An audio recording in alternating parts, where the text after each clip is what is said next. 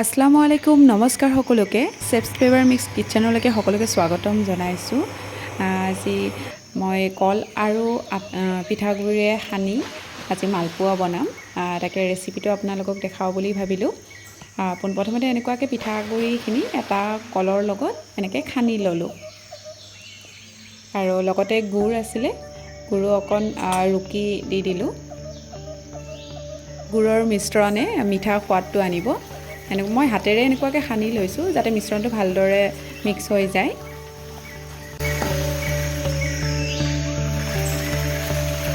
মিশ্ৰণটো মালপোৱা সাজিবৰ কাৰণে একেবাৰে ৰেডি হৈ গৈছে। কেৰাহী এটা তেল দি কিনি গৰম কৰি ল'লোঁ আৰু হাতেৰে মিশ্ৰণৰ পৰা অকণ অকণকৈ লৈ মালপোৱাকেইটা এতিয়া ভাজিম।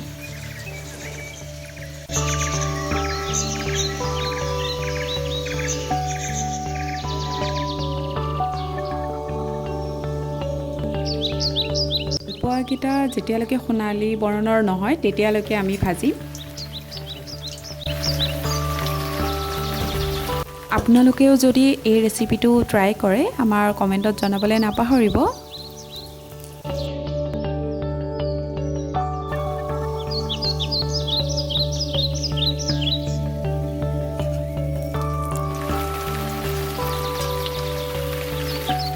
মালপোৱাকেইটা প্ৰায় ৰেডিয়ে হৈ গৈছে। এয়া চাওক কি ধুনীয়াকৈ সোণালী বৰণৰ হৈ গৈছে।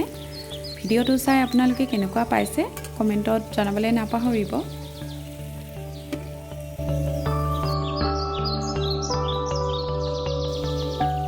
একাপ গৰম গৰম চাহ বনাই লওক আৰু গৰম গৰম মালপোৱাৰ সোৱাদ লওক।